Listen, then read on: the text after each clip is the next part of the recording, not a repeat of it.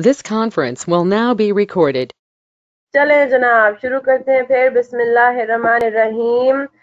तो जी Mohsin, Hasnain, Abdullah, Munir, Ahmad, Anas, Asif, Hasan Javed, Hasan Mahmood, Minahil, Mohammad Ahmad, Mohammad Shahrukh, Saim, Samra, Sana, Sundas and Uzair home assignments कर लिए। आपके दो होम असाइनमेंट्स थे। एक तो क्लास वर्क नंबर 3 को करना था, सिंपल था। क्लास वर्क नंबर 3 में कोई इशू, और एक आपने एग्जाम्पल देखनी थी होप लिमिटेड की। अगेन कल की क्लास इवनिंग में ही होगी इंशाल्लाह।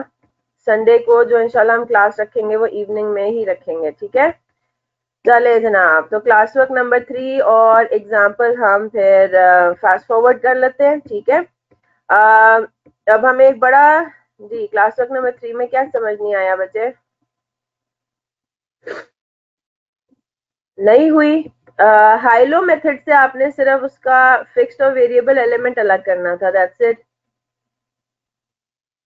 इसमें मेन चीज तो यही थी कि आपने हाई और लो मेथड से फिक्स्ड और वेरिएबल कॉस्ट को अलग अलग करना था। इसके सोल्यूशन पर आ जाते हैं। सोल्यूशन से मैं आपको इसको समझा देती हूँ।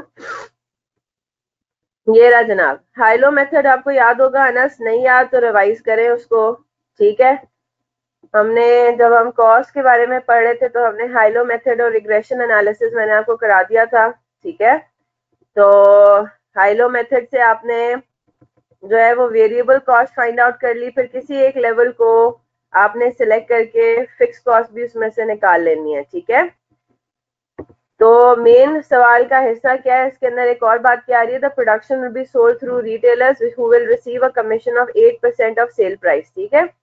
तो क्या ये वेरिएबल कॉस्ट है या फिक्स कॉस्ट है? तो ये डेफिनेटली वेरिएबल इन नेचर है। ज्यादा सेल्स होंगी तो ज्यादा कमीशन भी पे करना पड़ेगा। Compute break even point in rupees and units if the company decides to fix the sale price at 16 per bottle, ठीक है। तो वेरिएबल कॉस्ट पर यूनिट तो आपके पास आ गई 11, फिर उसमें आपने कमीशन ऐड किया तो आपके पास टोटल वेरिएबल कॉस्ट आ गई 12.28। कमीशन कंट्रीब्यूशन आपने कैलकुलेट कर लिया 16 माइनस 12.28, ठीक है। तो ब्रेक इवन आपको पॉइंट इन रुपीज भी चाहिए, यूनिट्स भी चाहिए। तो ब्रेक इवन इन यूनिट्स के लिए आपने डिवाइड कर देना है फिक्स कॉस्ट। आप जो हाइलो मेथड से आपने फाइंड आउट की हुई है, हाइलो मेथड से जो आपने फिक्स कॉस्ट फाइंड की है, वो तीनों चीजों के अंदर फिक्स कॉस्ट का एलिमेंट शामिल है। मटेरियल में भी, लेबर में भी, फैक्ट्री ओवरहेड्स में भी और एडमिन एक्सपेंसेस में भी। मटेरियल में नहीं है, ठीक है। बात समझ आ रही है? आपके पास हर कैटेगरी ऑफ कॉस्ट के अंदर फिक्स्ड और वेरिएबल का कॉम्बिनेशन है। तो आपने हर कैटेगरी की अलग अलग कैलकुलेशन करके फिक्स्ड और वेरिएबल हर एक में फाइंड आउट करना है, ठीक है। तो टोटल फिक्स कॉस्ट पूरी एंटिटी की कितनी है? 1,20,000। तो आपके पास ब्रेक इवन क्या हो जाएगा? ब्रेक इवन इन यूनिट्स हो जाएगा 1,20,000 डिवाइड बाय 3.72 पर यूनिट। और अगर आपने निकालना है रुपीज में तो या तो आप इनको 16 से मल्टीप्लाई कर दें या फिर आप क्या कर दें, पीवी रेशियो से डिवाइड कर दें फिक्स कॉस्ट को। जी अनस, क्या मसला है इसके अंदर? पार्ट बी हो गया। नहीं, मटेरियल में नॉर्मली फिक्स कॉस्ट पॉसिबल नहीं होता अनलेस कि आपने भाई कोई कॉन्ट्रैक्ट किया हो कि भाई आपको एटलीस्ट सप्लायर को इतने पैसे पे करने ही करने हैं। वो फिर क्वेश्चन को देख के करना पड़ेगा। मैंने सो फार अभी ना प्रैक्टिकली देखा है और ना ही किसी क्वेश्चन के अंदर। हाँ जी, पार्ट बी भी हो गया। Compute the break even point in units if the company offers a discount of 10% on purchase of 20 bottles or more, assuming that 20% of the sales will be to buyers who will avail the discount. हाँ जी, second वाला part भी हो गया, ठीक है। Answer इन्होंने थोड़ा different तरीके से किया हुआ है, सॉल्व इन्होंने इसको थोड़ा डिफरेंट तरीके से किया हुआ है। आप बिल्कुल नॉर्मल रह के भी क्वेश्चन जो है वो सॉल्व कर सकते हैं। आपने बस फिर फाइनल अपना आंसर चेक करना है पीछे से, ठीक है। इन्होंने जिस तरह से सॉल्व किया हुआ है, ऑनेस्टली जब मैंने इस क्वेश्चन को सॉल्व किया था लेक्चर की तैयारी करते हुए, तो मैंने जो है ना वो थोड़ा डिफरेंट तरीके से अपनी अप्रोच रखी थी, लेकिन इन लोगों से मेरा आंसर मैच हो गया था। तो दैट मतलब मेरा approach was a bit different. तो आपने बस फाइनल वो चेक करनी है। Sorry, fix cost over sale units. बेटा ब्रेक इवन का फॉर्मूला क्या है? Break even point in rupees का फॉर्मूला है या तो fix cost over contribution to sales ratio, CS ratio, या फिर break even units multiplied by sales value. ये तो ब्रेक इवन का फॉर्मूला इन्होंने लगाया हुआ है ना, सिंपल। तो ब्रेक इवन के यूनिट्स कितने हैं, 32,258, उसको 16 से मल्टीप्लाई कर दिया, ब्रेक इवन सेल्स आ गई। या दूसरा तरीका क्या है कि आप 1,20,000 को डिवाइड करें 23.25 से, तो वही आंसर आएगा। 1,20,000 डिवाइडेड बाय 0.2325, 516,129, ठीक है, उतना ही है, 516,129। तो ये आपके पास या तो ये तरीका है, fix cost over CS ratio, contribution to sales ratio, या फिर आप क्या करें, break even units multiplied by sale price, ठीक है ना। और कोई मसला इसके अंदर?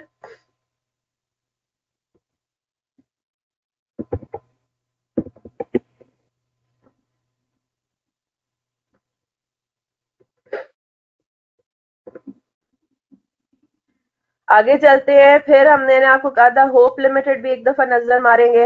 होप लिमिटेड बहुत ही आसान, इंतहाई आसान आपका एग्जाम्पल था, लेकिन अगर किसी को इसमें भी प्रॉब्लम है तो डू लेट मी नो। आज बिल्कुल एक्स्ट्रा क्लास है 4 बजे, और उस एक्स्ट्रा क्लास में हम standard costing and variance analysis की डिस्कशन करेंगे। जो भी क्वेरीज हैं तो काइंडली आप लोग पहले से मुझे कम्युनिकेट करते हैं। काफी स्टूडेंट्स ने मुझे पहले बता दिया हुआ है कि कौन से क्वेश्चन में। प्रैक्टिस क्वेश्चन नंबर 1 तो उसमें सबसे कॉमन है, तो लेट मी सी, मैं जरा देख कर आऊंगी कि उसमें है क्या ऐसा, ठीक है। तो होप लिमिटेड बताइए एग्जाम्पल में किसी को कोई मसला, कोई परेशानी, कोई टेंशन? ठीक है, हो गया था ये भी, बेहतरीन हो गया। अब हम हमारे मेजर कॉन्सेप्ट पे आने से पहले बस हमें ये क्लास वर्क नंबर 4 जो है वो देखना है, ठीक है। हिमालयन रिवर्स के ऊपर अब हम आते हैं, class work number 4।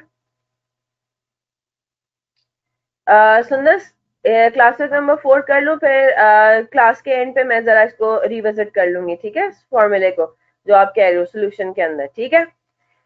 Himalayan Rivers is planning to install a new plant. Planned production from the plant for the next year is 1,50,000 units. Cost of production is estimated as under. ठीक है, तो आपने एक नया प्लांट इंस्टॉल करने की आप कर रहे हैं, प्लानिंग कर रहे हैं। प्लान प्रोडक्शन जो है वो 1,50,000 यूनिट्स है, यानी कि मैक्सिमम मतलब आपकी कैपेसिटी पता नहीं अब मैक्सिमम ये है या नहीं, लेकिन हमने बजटेड प्रोडक्शन हमारी जो है वो 1,50,000 यूनिट्स है, ठीक है। कॉस्ट ऑफ प्रोडक्शन यानी कि इन 1,50,000 यूनिट्स के लिए हम ये कह रहे हैं कि जी डायरेक्ट मटेरियल की टोटल कॉस्ट इतनी आएगी, डायरेक्ट लेबर की इतनी आएगी, और प्रोडक्शन ओवरहेड्स की इतनी आएगी, ठीक है। अब आपको फौरन से क्लिक करना चाहिए, क्या क्लिक करना चाहिए कि इनके अंदर वेरिएबल और फिक्स्ड एलिमेंट्स कौन कौन से हैं, ठीक है।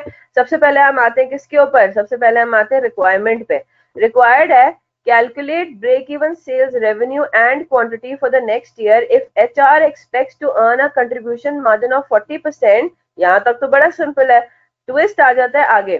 to earn a contribution margin of 40% on sales net of 2% sales commission। क्या मतलब हुआ इसका, जो उसने 40% कंट्रीब्यूशन मार्जिन कमाना है, ठीक है, जो उसने कंट्रीब्यूशन मार्जिन 40% कमाना है, वो किस अमाउंट का कमाना है, वो कमाना है net of sales, net of commission, sales net of commission, ठीक है। तो याद है कल भी हमने एक सवाल किया था जिसमें ऑप्शन नंबर 2 में कमीशन आ रहा था, है ना।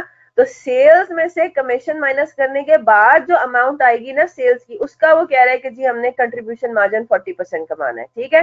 तो लेट्स सी, आगे देखते हैं इसको क्या मतलब हुआ इस बात का। तो इन्होंने आपको बता दिया, फिर उन्होंने प्रोडक्शन ओवरहेड्स के बारे में और डिटेल दी हुई है। Factory premises would be acquired on rent at a cost of rupees 1.8 million पर एनम, ठीक है। यानी कि प्रोडक्शन ओवरहेड्स के अंदर 10.29 मिलियन में एक तो फिक्स्ड एलिमेंट ये हो गया 1.8 मिलियन पर एनम, ठीक है। Indirect labour has been budgeted at 30% of direct labour cost, 50% of which would be fixed. तो इनडायरेक्ट लेबर में पहले आपने कैलकुलेट करना है कि 50% 30% ऑफ डायरेक्ट लेबर कॉस्ट कितना बनता है, यानी कि 1.5 मिलियन, है ना। इनडायरेक्ट लेबर हम कह रहे हैं कि 1.5 मिलियन होगा, वो कह रहा है कि 30% ऑफ डायरेक्ट लेबर कॉस्ट है। Is that clear? तो 1.5 मिलियन का आगे वो बता रहा है कि 50% फिक्स्ड है और 50% वेरिएबल है, तो हम निकाल लेंगे 1.5 मिलियन का। Depreciation of the plant would be 0.5 million. Again ये भी प्रोडक्शन ओवरहेड्स का पार्ट बने हुए हैं, तो हमें पता लग गया, तीन एलिमेंट्स हमें फिक्स पता लग गए।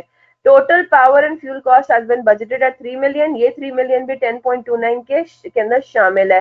80% of power and fuel cost would vary in accordance with the fraction, यानी कि 20% would be fixed in nature. तो एक और fixed element हमें पता लग गया. All remaining production overheads are variable. तो total 10.29 million में से अगर हम ये सारे fixed elements minus कर दें तो हमारे पास variable आ जाएंगे. ठीक है. फिर वो कह रहा है the sales and marketing budget includes the following. अब आपको ये पता है कि ये तो इन्होंने आपको प्रोडक्शन ओवरहेड्स दिए हुए हैं ना, ये प्रोडक्शन से रिलेटेड सारी कॉस्ट दी हुई है. अब वो कह रहा है कि जो अदर देन प्रोडक्शन आपके पास कॉस्ट है वो क्या है. Employment of 2 sales representatives at a monthly salary of 25,000 each and a sales commission of 2% on sales achieved. ठीक है. तो क्या हो जाएगा ये, this would be fixed है ना. 25,000 rupees would be fixed each है, तो यानी कि 50,000 रुपए मंथली फिक्स्ड आपके पास आ जाएगा. तो आप पूरे साल का कैलकुलेट कर सकते हैं 50,000 into 12 है ना. And sales commission of 2% on sales achieve. तो ये बताइए जरा, सेल्स कमीशन फिक्स्ड होता है वेरिएबल होता है?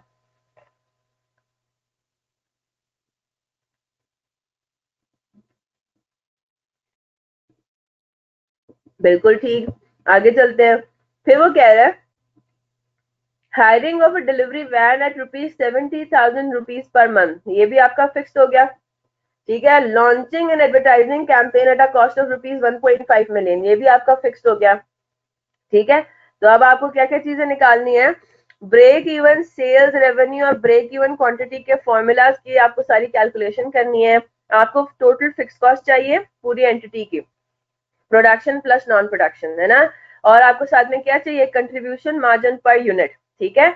और आपको अपनी सेल प्राइस किस तरह से फिक्स करनी है, कीपिंग इन माइंड के कंट्रीब्यूशन मार्जिन जो है वो 40% होगा किस चीज का, सेल्स का, नेट ऑफ 2% सेल्स कमीशन. अब ये सवाल मैंने आप लोगों से सॉल्व करवाना है, लेकिन मैं आपको सिर्फ थोड़ा सा यहाँ पे वर्कआउट करके बता देती हूँ कि इसका क्या मतलब हुआ. ठीक है. ये वाली जो लाइन है. ठीक है. अब जहां पे भी परसेंटेजेस इन्वॉल्व हो जाए वहां पे अगेन आपने 100 की टर्म्स में जो है वो बनाना है, क्या कहते हैं, एक एग्जांपल बनानी है. ठीक है. तो मुझे बात बताइए, हम इस पूरे सिनेरियो में अपनी बेस वैल्यू किसे कहेंगे. हमने अपना काम स्टार्ट कहां से करना है, हमने अपना काम स्टार्ट करना है ग्रॉस सेल वैल्यू से. ठीक है. मैं ये कहूंगी कि अगर मेरी ग्रॉस सेल्स जो है ना वो 100 रुपए की होती हैं, तो जरा यहाँ पे देखें, मैं यहाँ पे क्या करूंगी, लेस करूंगी कमीशन है ना. अल्हम्दुलिल्लाह 2% कमीशन माइनस हो जाएगा है ना. 2% कमीशन माइनस हो जाएगा. तो ये जो मेरे पास 98 रुपीज आ रहे हैं, ये 98 रुपीज मेरी क्या कहलाएंगी, ये मेरी कहलाएंगी नेट सेल्स है ना. अब वो क्या कह रहा है, अब वो ये कह रहा है कि आपने कंट्रीब्यूशन मार्जिन कमाना है 40% ऑफ नेट सेल्स, यानी कि 98 का 40% आपका कंट्रीब्यूशन मार्जिन होना चाहिए. तो जरा मुझे कैलकुलेट करके बताइए, मेरा जो कंट्रीब्यूशन मार्जिन है वो बनता कितना है, वो कितना होता है, 98 का 40% है ना, यही है ना, सेल्स का होता है ना. 98 का मेरे पास हो गया ये 40%. Is that clear. तो जरा मुझे ऐसी रुपीज में बताइए कितना बनता है, 98 into 0.4 up to 2 decimal places कर लें. ठीक है. तो वो कितना आता है, 39.20. तो मुझे अब आप बताइए, नेट सेल्स और कंट्रीब्यूशन मार्जिन के दरमियान जो डिफरेंस होता है उसको क्या कहते हैं. अगर मैं ये पूरा, नहीं नहीं नहीं, हम बात ही कुछ और कर रहे हैं ना बच्चे, हम बात ही कुछ और कर रहे हैं. ये अभी हमने उसमें उस चीज में तो अभी तक हम लोग आए नहीं है. अभी तो हम ये डिटरमिन कर रहे हैं कि हमारा 100 रुपए की सेल पे कंट्रीब्यूशन मार्जिन कितना बनता है. हमने पहले इनके फॉर्मूले को इस्तेमाल करके अपना स्ट्रक्चर खड़ा कर रहे हैं. क्या स्ट्रक्चर है ये आपको समझ में आ रहा है ना, बिल्कुल फ्लो में चल रहे हैं. अभी हम वो सीएम की कैलकुलेशन थोड़े डिफरेंट तरीके से कर रहे हैं ना. कंट्रीब्यूशन मार्जिन नॉर्मली क्या होता है, सेल्स माइनस वेरिएबल कॉस्ट है ना. तो अगर हमें सेल्स की फिगर पता हो, हमें वेरिएबल कॉस्ट पता हो, उसमें फिर हमने वेरिएबल कॉस्ट में कमीशन को भी लेना है, तो हम कंट्रीब्यूशन मार्जिन, यहाँ पे उन्होंने आपको सीधा सीधा बता दिया कि कंट्रीब्यूशन मार्जिन ना 40% ऑफ नेट सेल्स है. तो हम वो काम कर रहे हैं, हम उस तरीके से लेके चल रहे हैं. तो हमें ये बात उसने बता दी कि नेट सेल्स में आपने क्या करना है, कमीशन को नेट ऑफ करना है. तो हमने कमीशन को नेट ऑफ कर दिया, हमारे पास नेट सेल्स आ गई 98. अगर आप देखो तो कमीशन एक्चुअली माइनस हो रहा है एज वेरिएबल कॉस्ट, कहाँ नहीं हो रहा, इधर देखें, मैंने कमीशन को 2% यहाँ पे लिया, मैंने कहा ये भी मेरा वेरिएबल कॉस्ट है और ये मेरे अदर वेरिएबल कॉस्ट हो गए, तो मेरी बात तो वो पूरी, आपकी वाली बात भी सही बैठ रही है, मतलब उसमें कोई मसला तो नहीं है। मैं आपको जरा दोबारा एक्सप्लेन करती हूँ उसको। हाँ जी, तो मेरा कितना बनता है, ये मेरा बनता है, अगर मैं वर्कआउट करूं परसेंटेजेस में तो 58.8% मेरा बनता है वेरिएबल कॉस्ट। अच्छा हसनैन, अगर मैं इसको थोड़ा सा रीअरेंज करूं तो कुछ इस तरह से हो जाएगा। सेल्स मेरी 100 रुपीज की है, अब मेरे पास सारी इन्फॉर्मेशन आ गई है ना। आप ये कह रहे हैं कि जी वेरिएबल कॉस्ट में कमीशन को भी आना चाहिए, मैं कह रही हूँ बिल्कुल आना चाहिए, लेकिन अब थोड़ा सा डिफरेंट तरीके से उस चीज को लेकर चल रहे थे। अब क्योंकि हमारे पास हर चीज हमें पता लग गई है कि हमारे वेरिएबल कॉस्ट कितने हैं, ठीक है, कमीशन हो गया और अदर वेरिएबल कॉस्ट हो गई, ठीक है। तो ये देखें जरा, कमीशन कितना है 2%, यानी कि 2 रुपीज। अगर मैं इसी एग्जाम्पल को रीअरेंज करूं तो 100 रुपए की सेल्स थी, कमीशन कितना था 2 रुपीज का, अदर वेरिएबल कॉस्ट कितने थे 58.8 के। हमने ये पहले फाइंड आउट किया और फिर अब मैं आपको रीअरेंज करके यहाँ पे लिखवा रही हूँ, ठीक है। यहाँ तक बात क्लियर होगी हसनैन? नहीं नहीं नहीं, वो क्वेश्चन में फॉर्मूला बताया हुआ, वो इस वजह से क्वेश्चन में उसने फॉर्मूला बताया हुआ ना, कंट्रीब्यूशन मार्जिन जो 40% लगाना है वो कौन सी सेल्स पे लगाना है, नेट सेल्स पे लगाना है। अगर वो ये बात ना बोलता तो हम 40% किस पे लगाते हैं, 100 पे लगाते हैं, ग्रॉस सेल्स पे लगाते हैं, ठीक है। तो अल्टीमेटली देखें आपका कमीशन वही कैलकुलेट हो रहा है 39.2 जो हमने यहाँ पे कैलकुलेट किया, ठीक है। इसको बस रीअरेंज करके, तो commission is your variable cost, it will be subtracted from sales to find out, लेकिन यहाँ पे हमने इसको क्यों इस तरह से किया, बिकॉज क्वेश्चन में उसने कमीशन मार्जिन का फॉर्मूला आपको ये बताया, ठीक है। अब आपको क्या करना है, अब आपको इंडिविजुअल सारी चीजें निकालनी है। आपको अगले साल की बजटेड इंफॉर्मेशन दी हुई है ना, एक्सक्यूज मी, आपको लेकिन क्या चीज नहीं दी हुई, क्या चीज नहीं दी हुई, you are not given sales value, are you, है ना।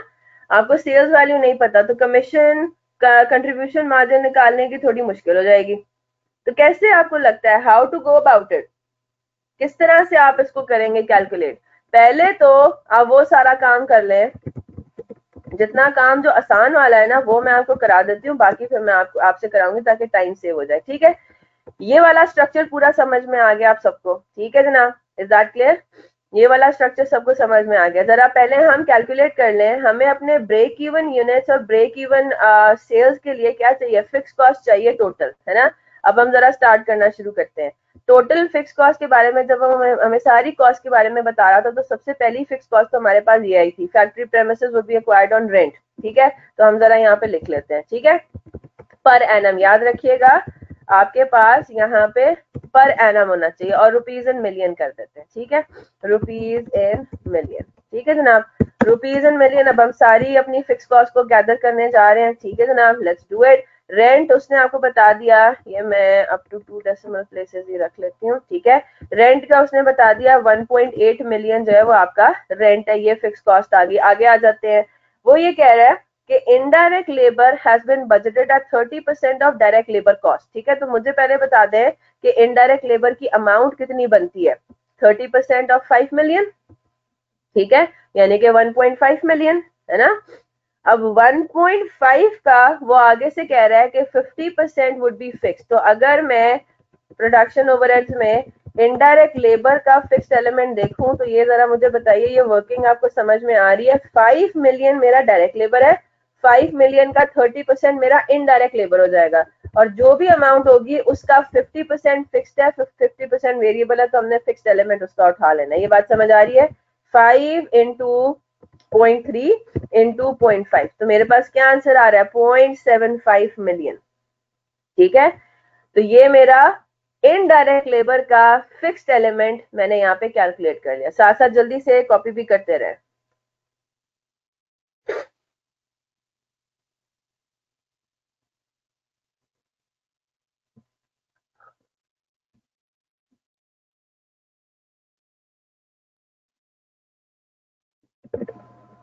आगे चलते हैं। Depreciation of plant would be 0.5 million, एक और आपके पास फिक्स कॉस्ट आ गई, है ना। Depreciation of plant would be 0.5 million, हमने यहाँ पे इसको ले लिया, ठीक है जनाब। आगे चलते हैं, फिर उसके बाद total power and fuel cost has been budgeted at 3 million, जिसमें से 80% will vary in accordance with production, तो 20% वुड बी फिक्स्ड। ठीक है, तो पावर एंड फ्यूल की वर्किंग हम यही कर देंगे, 3 million का 20%। ठीक है, 3 million इंटू 20%, बिल्कुल ठीक। 0.6 million फिक्स्ड हो गया। आगे चलते हैं, फिर उसके बाद वो कह रहा है all remaining production overheads are variable. चलें जनाब, फिक्स के ऊपर दोबारा आते हैं। सेल्स एंड मार्केटिंग के अंदर भी फिक्स्ड एलिमेंट्स हैं, है ना। 2 सेल्स रिप्रेजेंटेटिव्स हमने हायर किए हैं, मंथली सैलरी है 25,000 ईच। ठीक है, तो पहली बात तो ये कि फिक्स्ड एलिमेंट हो गया, है ना। 2 आपके वर्कर्स हैं जिनको 25,000 ईच जो है वो पैसे मिल रहे हैं, और जाहिर सी बात है साल में 12 दिन है, तो 12 महीने, तो हमने मंथली निकालना है। ठीक है, इसको लेकिन फिर मैं डिवाइड किससे कर रही हूँ, 1 million से डिवाइड भी कर रही हूँ, क्योंकि मुझे अमाउंट इन मिलियंस चाहिए, है ना। मैंने पूरी यहाँ पे क्या कर ली है, पूरी मैंने 25,000 रुपए लिया, 2 into 25,000 into 12, और फिर मैंने इसको डिवाइड भी किया है आपके किससे, 1 million से, ताकि मेरे पास रुपीज इन मिलियन आ जाए। तो ये प्लीज कोई कंफ्यूज ना हो कि मैंने इसको 1 million से डिवाइड क्यों किया। This is just to ensure कि हमारा हर आंसर जो है यहाँ पे रुपीज इन मिलियंस आ जाए। तो ये हमारे पास आ रहा है 0.6 million। ठीक है, सेल्स रिप्रेजेंटेटिव्स की जो सैलरीज है। फिर उसके बाद और आगे आते हैं, फिर वो कह रहा है कि जी hiring of a delivery van है 70,000 रुपीज पर मंथ है। ठीक है, तो हमने कहा कि जी डिलीवरी वैन का जो रेंटल है 70,000 इंटू 12 पूरे साल का आ गया, और डिवाइड मैंने कर दिया 1 million से।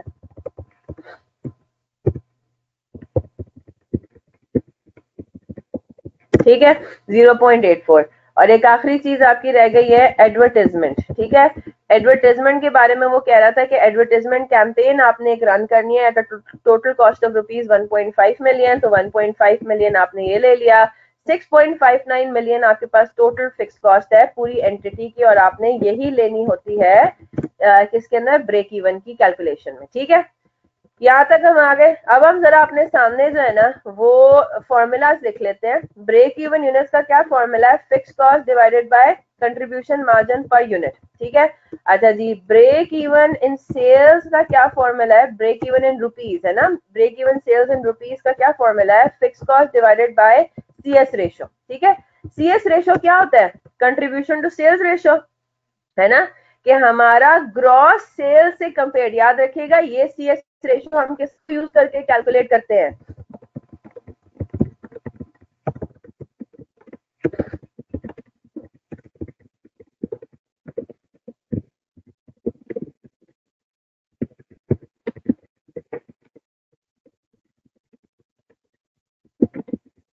याद आया आपको, जो हमने ऑप्शन 1 ऑप्शन 2 वाली एग्जांपल जो की थी, उसमें आईकैप ने नेट सेल्स पे बेस किया हुआ था CS रेशो को, लेकिन हमने किया था ग्रॉस सेल्स के ऊपर, है ना। तो मुझे बात बताइए, ये जो क्वेश्चन में हमने ग्रॉस सेल्स पे ही करना है, याद रखिएगा। ठीक है, हमने ग्रॉस सेल्स पे ही करना है। ये जो कंट्रीब्यूशन मार्जिन दिया हुआ है 40% का, ये भी तो CS रेशो है, यही तो है CS ratio, contribution to sales ratio. Yes, उसने यही तो बताया कि 40% ऑफ सेल्स जो है वो हमारा कंट्रीब्यूशन मार्जिन है, तो ये हम सीधा सीधा क्या 40% इस्तेमाल कर सकते हैं अपने उसमें। ये जो 40% है ना, ये बेस्ड ऑन नेट सेल्स है, बस ये फर्क है। तो मुझे बात बताएं, ठीक है, मुझे बात बताएं, हम क्या वर्कआउट कर सकते हैं कि based on my gross sales मेरा CS रेशो क्या है। आपके सामने आंसर मौजूद है। Based on my gross sales मेरा कंट्रीब्यूशन मार्जिन क्या है, मेरा CS रेशो क्या है, वही तो है 39.2%। वही तो है 39.2%। देखिए, आपने अपनी ये जो वर्कआउट किया था स्ट्रक्चर, आपने जो स्ट्रक्चर वर्कआउट किया था उसमें आपने हर चीज को, आपने अपना काम कहां से स्टार्ट किया था, 100 रुपीज अगर हमारी ग्रॉस सेल्स होगी तो 39.2 जो है वो मेरा कंट्रीब्यूशन मार्जिन होगा, यानी कि 39.2% of my gross sales is contribution. यही बात हो गई ना। अगर मैं इसको यूज करके, ये अमाउंट इन रुपीज है ना, अगर मैं इसको यूज करके एग्जैक्टली 40% है नेट सेल्स का, लेकिन हमने ग्रॉस सेल्स का लेना है CS रेशियो। देयरफॉर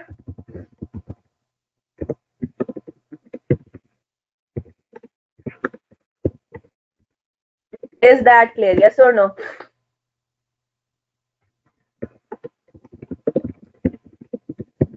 हाँ जी, बात समझ आ गई।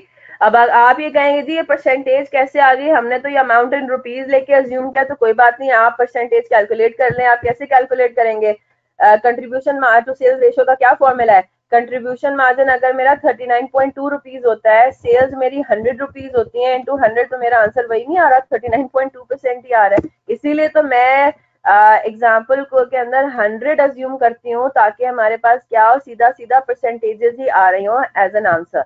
तो 39.2% है, ये रुपीज में भी है और ये परसेंट में भी यही कैलकुलेट होगा। I hope that's clear. तो मुझे बात बताएं, क्या हम ब्रेक इवन इन रुपीज नहीं कैलकुलेट कर सकते अब आराम से?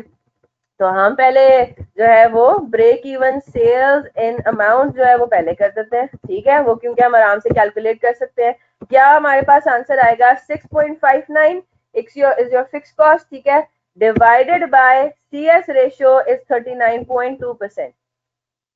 जी बिल्कुल, लेकिन हम अपनी नेट सेल्स का 40% है ना, तो मैंने आपको क्या लिखवाया कि इधर जो हमने CS रेशियो इस्तेमाल करना है वो ग्रॉस सेल्स के ऊपर बेस करना चाहिए, ये है। जी बिल्कुल, 40% जो है ये 98% का नहीं नहीं नहीं नहीं नहीं, ये जो 40% है ना, वो ये कह रहा है कि 40% लगना है इस सिनेरियो के अंदर। 40% लगना है किसके ऊपर? 98 के ऊपर। ये पहले हमने रुपीस में एग्जांपल डिराइव की, ठीक है? यहां तक बात क्लियर हो गई। मैंने जो सेल की 100 रुपए की, उस पर मैंने कमीशन डिडक्ट कर लिया, तो मेरे नेट सेल हो गई 98 की। अब वो ये कह रहा है कि जो 40% कंट्रीब्यूशन मार्जिन है ना, this percentage should be applied on what? This percentage should be applied on net sales.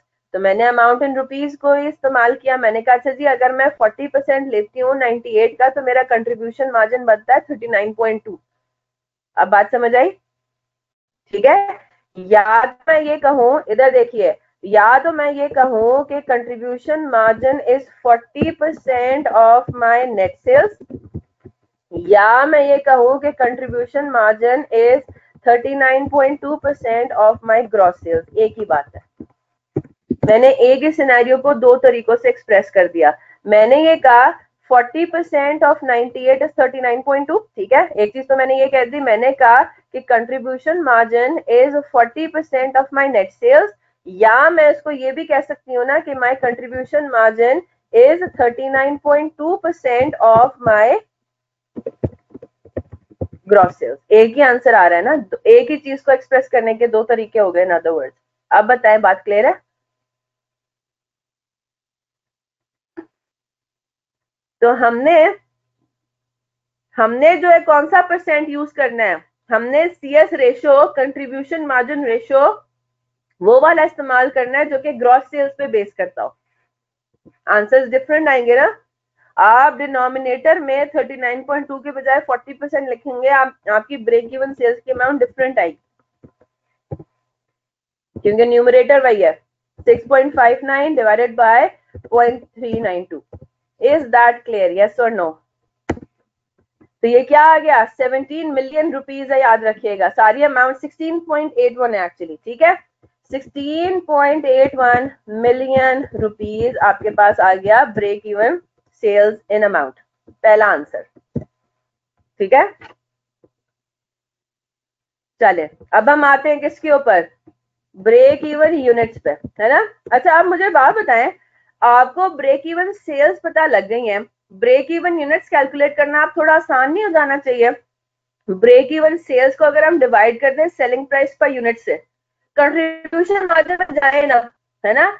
अगर आपको ब्रेक इवन की अमाउंट पता है, सेल्स की टोटल अमाउंट इन रुपीस पता है, तो यूनिट्स में कैलकुलेट करना मुश्किल तो नहीं है ना? ब्रेक इवन यूनिट्स के अंदर हम ये काम भी कर सकते हैं, ब्रेक इवन सेल्स इन रुपीस से हम डिवाइड कर दे सेलिंग प्राइस पर यूनिट। तो यहाँ पे हमें एक स्टेप जो है वो कम सॉल्व करना पड़ेगा, हमें सिर्फ सेलिंग प्राइस फाइंड आउट करनी पड़ेगी। हमें वो उसमें नहीं जाने की जरूरत कि हम कंट्रीब्यूशन मार्जिन कैलकुलेट करना है, एक एडिशनल स्टेप हो जाएगा, तो उसको सिंपल ही रखते हैं। अब आप लोगों का काम ये है कि आप लोग मुझे वर्कआउट करके बताएं कि सेलिंग प्राइस इन रुपीज कितनी है। हाँ जी, सेलिंग प्राइस इन रुपीज कितनी। और मैं आपको सिर्फ एक छोटी सी हिंट दे देती हूँ, और वो हिंट ये है कि उसके अंदर ये वाला जो हमने स्ट्रक्चर वर्कआउट किया था ना, ये हर चीज में ये स्ट्रक्चर इस्तेमाल हो रहा है। तो selling price in rupees calculate करने के लिए भी ये स्ट्रक्चर इस्तेमाल होगा। सबने ये कॉपी किया हुआ है? क्वेश्चन मैं आपके सामने डिस्प्ले कर देती हूँ। 5 मिनट मैं दे रही हूँ, मुझे सिर्फ सेलिंग प्राइस पर यूनिट बताएं। Per unit, selling price per unit मुझे बता दें। चले जी, शुरू हो जाए। 10:30 पे हम डिस्कशन स्टार्ट करेंगे।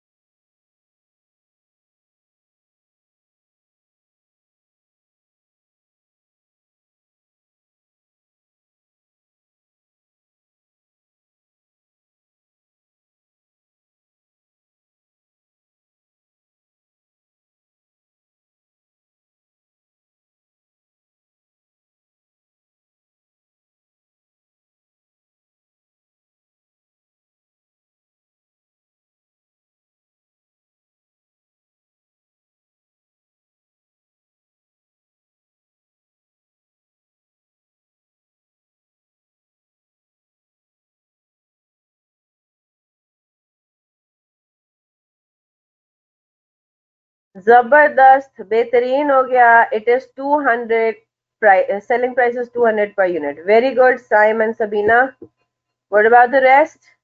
जी, मोहसिन, हसनैन, आंसर आया?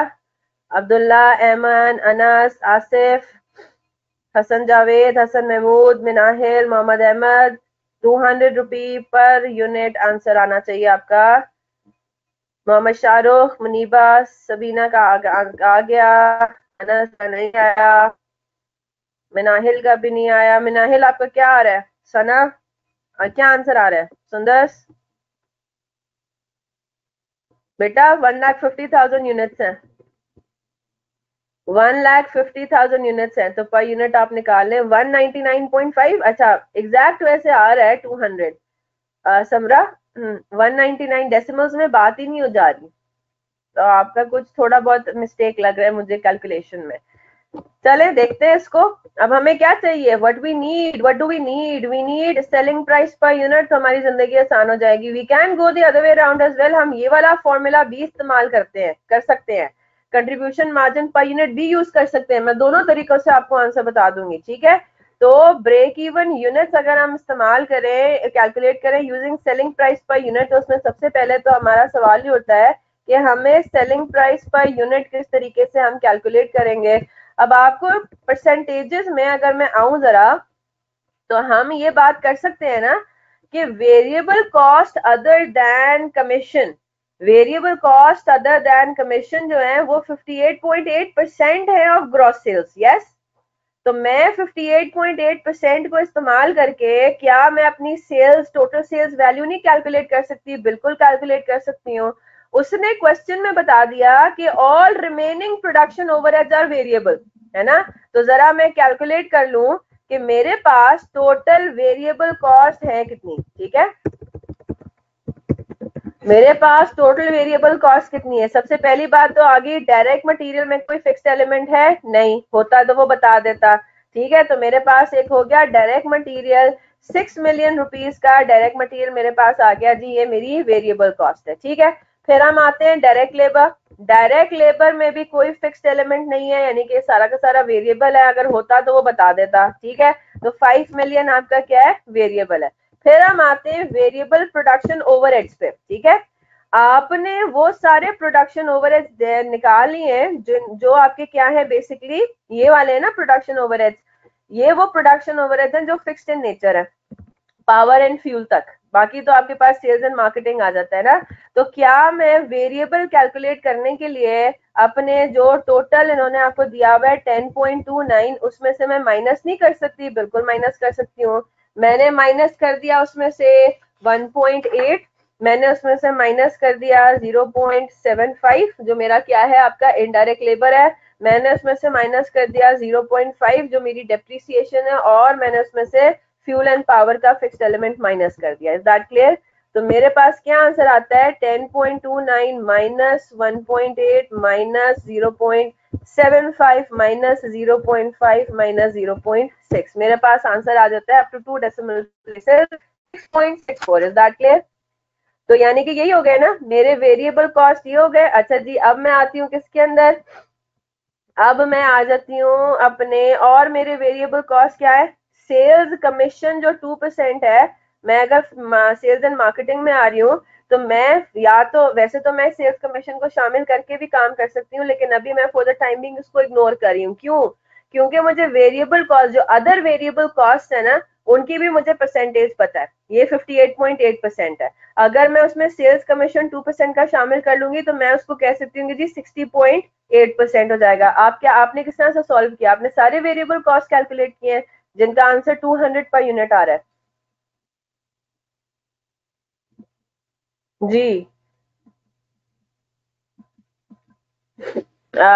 समरा, सबीना, आसिफ, आप लोगों ने कौन से लिए? अदर वेरिएबल कॉस्ट लिए या टोटल वेरिएबल कॉस्ट लिए? एक्सक्लूडिंग कमीशन, ठीक है। लेकिन अगर मैं इसको थोड़ा सा एक्सप्लेन कर दूं, तो वो इस तरह से, मैं आपकी बात समझ में आ रही है ना? ऐड नहीं किया था, ठीक है, ठीक है, ऐड कर भी देंगे तो बस सिर्फ परसेंटेज पे फर्क पड़ेगा, और कोई फर्क नहीं है। सही आंसर आएगा आपका, है ना?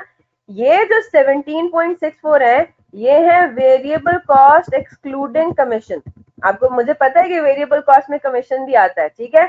ये जो एलिमेंट है ये कितना, इसका परसेंटेज कितना है, ये कितना परसेंटेज है क्रॉस सेल्स का, ये 58.8% है। अगर आप इसमें कमीशन भी शामिल कर देते हैं तो पहली बात तो ये कि हमें सेल्स कमीशन की अमाउंट इन रुपीज हम किस तरह से डिटरमिन करेंगे। सेल्स कमीशन तो सेल्स पे बेस करता है, और अभी तो हमें सेल्स की अमाउंट ही नहीं पता है ना कि 1,50,000 की सेल्स टोटल अमाउंट होगी कितनी, क्योंकि हमें सेलिंग प्राइस पर यूनिट नहीं पता। Is that clear?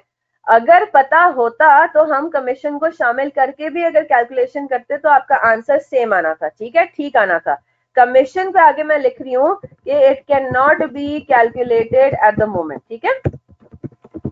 तो हमें किसको इस्तेमाल करके काम करना पड़ेगा, हमें वेरिएबल कॉस्ट एक्सक्लूडिंग कमीशन को यूज करके काम करना पड़ेगा। मेरी बात सबको समझ में आ रही है ना? कमीशन हम इन एनी केस इस्तेमाल कर ही नहीं सकते, क्योंकि हमें कमीशन की टोटल अमाउंट इन मिलियंस पता ही नहीं है। आपको तो सिर्फ परसेंटेज बताई हुई है कि 2% होगा कमीशन, राइट? क्योंकि सेलिंग प्राइस पर यूनिट नहीं पता। जब सेलिंग प्राइस पर यूनिट नहीं पता तो 1,50,000 यूनिट्स की बजटेड सेल्स नहीं पता होंगी। जब बजटेड सेल्स नहीं पता तो कमीशन भी नहीं कैलकुलेट कर सकते।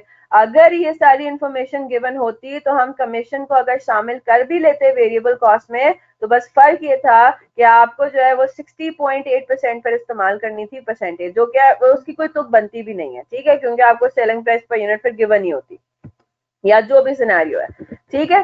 तो यहाँ तक बात क्लियर होगी। तो कोई मेरे से अभी ये आर्ग्यू ना करे कि जी वेरिएबल कॉस्ट में तो कमीशन भी शामिल होता है, आपने कमीशन क्यों नहीं लिया। तो हमने जो वेरिएबल कॉस्ट लिया है एक्सक्लूडिंग कमीशन, हमने एग्जैक्टली उसी अमाउंट का परसेंटेज तो ले लिया, तो ये आर्ग्यूमेंट कहीं पे वैलिड ही नहीं रहेगी, ठीक है। तो अब इस चीज को यूज करते हुए मुझे जरा ये बता दें कि आपके पास sales value total in rupees in million कितनी बनती है, इन मिलियन रुपीज वो बन जाएगी कितनी। आपको ये बता दिया है कि जी 17.64 मिलियन आपका वेरिएबल कॉस्ट है। ये 58.8% रिप्रेजेंट करता है टोटल सेल्स का। तो 100% कितना होगा, आपने इसको डिवाइड कर देना है 0.588 से। Is that clear? तो ये आपका कितना बनता है, एग्जैक्टली 30 मिलियन बनता है। ये सारी फिगर्स रुपीज एंड मिलियन है, ठीक है। तो मुझे ये बता दें सेलिंग प्राइस कितने यूनिट्स को ये रिप्रेजेंट कर रहा है, ये रिप्रेजेंट कर रहा है 1,50,000 यूनिट्स को, ठीक है। तो आपके पास सेलिंग प्राइस पर यूनिट कितनी हो जाएगी, आप कैलकुलेट कर सकते हैं, ठीक है, बिल्कुल ठीक बात है। लेकिन आपने बस इसका ख्याल रखना है कि आप फिर 30 मिलियन को पूरा एक्सटेंड करेंगे, ठीक है, divide by 1,50,000। Is that clear? ये आपके पास आ गया 200 रुपीज पर यूनिट। तो 200 रुपए पर यूनिट आपका सेलिंग प्राइस आ गया। ये हो गया काम आसान, है ना। तो अब आप क्या करेंगे, अब आप ये कहेंगे कि जी ब्रेक इवन यूनिट्स कितने हैं। आपको break even sales in rupees पता है, तो आप यूनिट्स, आपको पता है कि जी 16.81 मिलियन रुपीज जो आपने अर्न किए हैं वो 200 रुपी पर यूनिट पे सेल करके आप अर्न करेंगे। तो आपका क्या हो जाएगा, आपका ब्रेक इवन यूनिट्स कितने हो जाएंगे। अब मेरा आपको सजेशन ये है कि आप 16.81 मिलियन को पूरा एक्सटेंड कर दें, ठीक है। क्लियर हो गई बात? तो ब्रेक इवन यूनिट्स कितने हो जाएंगे, amount in rupees divided by selling price per unit.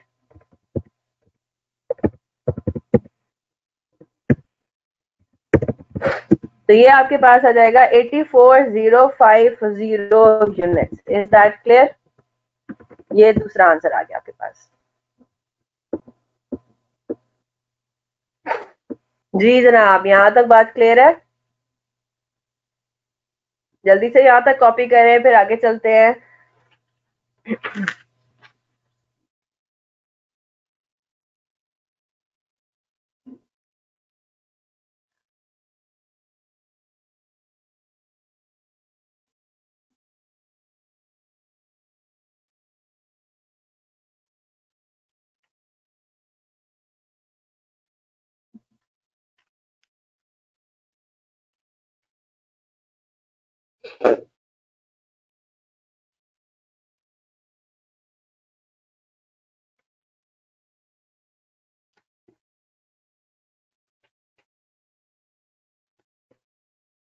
चलें डन। अब हम अपने ब्रेक इवन के चैप्टर का आखिरी स्टॉप पे अब हम पहुंचने लगे हैं, और इस आखिरी स्टॉप में हमें क्या देखना है, बिल्कुल सिंपल तरीन जो ब्रेक इवन के क्वेश्चंस थे वो तो अब हमने कर लिए हैं कंप्लीट, ठीक है। अब हम ये देखते हैं कि अगर आपकी एंटिटी जो है वो एक से ज्यादा, अभी तक हमने जितने भी क्वेश्चंस किए हैं उनमें एक ही प्रोडक्ट एंटिटी जो है वो मैन्युफैक्चर कर रही है, ठीक है। यानी कि बिजनेस उसका एक ही प्रोडक्ट पे बेस करता है, तो यानी कि एक ही प्रोडक्ट ही आपको जितना भी कंट्रीब्यूशन मार्जिन कमा के देता है वो एक ही प्रोडक्ट है, राइट। अब अगर हमारे पास यहाँ पे मल्टी प्रोडक्ट इन्वॉल्व हो जाए, ठीक है, मल्टी प्रोडक्ट, अब हमने देखना है कि ब्रेक इवन कैसे होगा। मतलब क्या हुआ इसका, मैं जो हूँ, मेरी एंटिटी 4 प्रोडक्ट्स बेचती है, हर प्रोडक्ट की अपनी सेलिंग प्राइस है, हर प्रोडक्ट की अपनी वेरिएबल कॉस्ट है। इसका मतलब ये हुआ कि कंट्रीब्यूशन मार्जिन पर यूनिट हर प्रोडक्ट का अलग अलग है। ये बात सबको समझ आ रही है। अब हमने किस तरीके से, अब हमें ये डिटरमिन करना है कि इन चारों प्रोडक्ट्स की हम कितने कितने यूनिट्स बेचेंगे तो पूरी एंटिटी को ब्रेक इवन होगा। हम जो ब्रेक इवन एनालिसिस करते हैं वो पूरी एंटिटी का करते हैं, ठीक है, इज दैट क्लियर। तो पूरी एंटिटी को टोटल अपनी सेल्स कितनी करनी है, नंबर 1, और वो हर प्रोडक्ट का कितने यूनिट्स बेचेगी तो उसको ओवरऑल ब्रेक इवन होगा, ठीक है। तो इस बात को याद रखिएगा, आप जो ब्रेक इवन कैलकुलेट करते हो वो कभी भी प्रोडक्ट वाइज नहीं होगा, वो हमेशा क्या होगा, पूरी एंटिटी का मिला के होगा। तो उसमें आपको समझ में आ रही है ना। फिर आपको इसका मतलब है चारों प्रोडक्ट्स के कॉम्बिनेशन का भी ख्याल रखना है, किस कॉम्बिनेशन में इन चारों प्रोडक्ट्स को बेचेंगे, कितने यूनिट्स हम किस प्रोडक्ट को बेचेंगे, तो फिर हमारे पास एंटिटी का ब्रेक इवन होगा। अब इसके अंदर एक बहुत इंपॉर्टेंट चीज है जो कि आपको क्वेश्चन में दी जाएगी, वो आपने खुद से डिटरमिन नहीं करनी, और वो होगा समथिंग कॉल्ड सेल्स मिक्स, ठीक है। मिक्स के बारे में अब आपको पता लग गया ना, मिक्स एंड यील्ड वेरिएंसेस हमने किया था कि कौन सा मटेरियल किस रेशियो में इस्तेमाल होना है ना। 2 kilogram, 1 unit of finish product में 2 किलोग्राम ऑफ ए इस्तेमाल होगा और 1 किलोग्राम ऑफ बी इस्तेमाल होना है। तो मिक्स क्या हो गया, 2:1 है ना, रेशियो क्या है उन दोनों का, 1 यूनिट में। इसी तरह से यहाँ पे जो हम सेल्स मिक्स की बात करेंगे तो सेल्स मिक्स से क्या मुराद है, सेल्स मिक्स से ये मुराद है कि ऑन एन एवरेज हम किस रेशियो में, हमारा रेशियो क्या है सेल्स का। कॉपी मत कीजिएगा, सिर्फ समझाने के लिए बता रही हूँ, ठीक है। फॉर एग्जाम्पल हमारे पास 3 प्रोडक्ट्स हैं, ए बी एंड सी, और आपको ये बात पता है कि प्रोडक्ट्स ए बी और सी किस रेशियो में बेचे जाते हैं, वो बेचे जाते हैं 3:2:1 के रेशियो में। ये कहलाता है सेल्स मिक्स, ठीक है। अब अगर आपको इस तरह की कोई इंफॉर्मेशन दी जाए 3:2:1, तो इसका मतलब ये हुआ कि ऑन एन एवरेज हमारी जो प्रोडक्ट ए की सेल्स है ना वो 3 टाइम्स है दैट ऑफ सी, और प्रोडक्ट बी की जो सेल्स है वो 2 टाइम्स है दैट ऑफ सी। बात समझ में आ रही है कि हम अपना प्रोडक्ट बी, ए जो है वो इन अदर वर्ड सबसे ज्यादा हमारा सेल होता है, प्रोडक्ट बी थोड़ा उससे कम सेल होता है, और प्रोडक्ट सी सबसे कम सेल होता है। तो उनका अगर मैं आपको ये कहूँ कि भाई मैंने जो टोटल यूनिट सोल्ड किए हैं, for example total unit sold during the year, वो मैं आपको बता रही हूँ कि वो 10,000 यूनिट्स, ठीक है। तो मुझे अगर आपको ये बताना पड़े कि भाई मैंने ए कितने बेचे, बी के कितने बेचे और सी के कितने बेचे, तो वो मुझे पता है 3:2:1 के रेशियो में है ना। तो मैं क्या कहूंगी, 10,000 इंटू 3/3, 4, 5, 6, 7, 3, 4, 5, 6, 3/6, राइट। 5,000 यूनिट्स में मैंने बेचे, उसका मतलब है ए के 10,000 इंटू 2/6, ये मैंने बेचे हैं 3,333 यूनिट्स बी के, और 10,000 डिवाइडेड बाय 6 इंटू 1/6, 1,667 यूनिट्स बेचे मैंने सी के। I hope you get the point. तो ये जो मेरा मिक्स है ना, ये अब देखें ऑन एन एवरेज जो है ना, हम जब बिजनेस कर रहे होते हैं ना तो हमें आइडिया हो जाता है, ठीक है, हमें आइडिया हो जाता है कि हमारे प्रोडक्ट जो है ना वो हर साल किस रेशियो में आपस में जो भी उनका रेशियो बनता है वो क्या है, ठीक है जनाब। हमें ये बात पता होती है कि भाई हमारा जो प्रोडक्ट सी है ना वो शायद इतना लग्जरियस किस्म का आइटम है, या शायद वो इतना महंगा है कि उसकी सेल्स इतनी ज्यादा नहीं होती, ठीक है। ऑन एन एवरेज वो प्रोडक्ट ए का जो है ना वो मतलब आधे से भी कम वो बिकता है। इज दैट क्लियर, बात समझ आ गई। तो आप इस तरह का ये सेल्स मिक्स आपको सवाल में या तो दिया जाएगा या सफिशिएंट इंफॉर्मेशन दी जाएगी कि आप कैलकुलेट कर सकते हो। ठीक है, या आपने अपनी तरफ से कोई अज्यूम नहीं करना, पहली बात तो ये, ठीक है। तो sales mix becomes very important. फिर इसमें एक और चीज भी इंपॉर्टेंट है जो कि मैं आपको अभी लिखवा देती हूँ, और वो क्या है, मल्टी प्रोडक्ट ब्रेक इवन में you have to be very careful. सबसे इंपॉर्टेंट नोट आपको मैं लिखवा देती हूँ।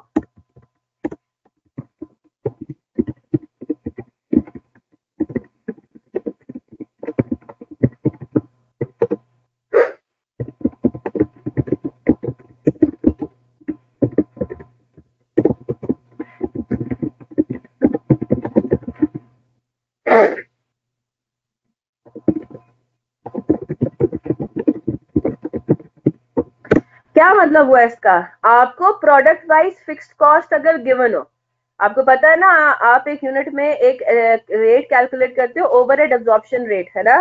तो फिक्स्ड ओवरहेड एब्जॉर्प्शन रेट अगर आपको हर प्रोडक्ट का फिर गिवन होगा कि एक यूनिट ऑफ प्रोडक्ट ए में हम कितना फिक्स्ड ओवरहेड एब्जॉर्ब करते हैं, एक यूनिट ऑफ प्रोडक्ट बी में कितना करते हैं, एक यूनिट ऑफ प्रोडक्ट सी में कितना करते हैं।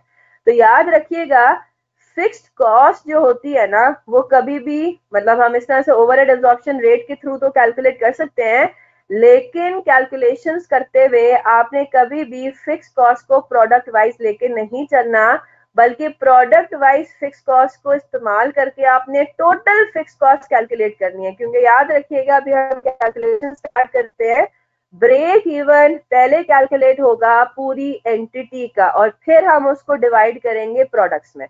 तो आपको पूरी एंटिटी का, आपको पहले कॉर्पोरेट फिक्स कॉस्ट कैलकुलेट करनी है, वो आपने इस्तेमाल करनी है ब्रेक इवन के फॉर्मूले में, और फिर हम आगे जाके उसको डिवाइड करेंगे, ठीक है। ब्रेक इवन यूनिट्स को हमने डिवाइड करना है किस तरीके से।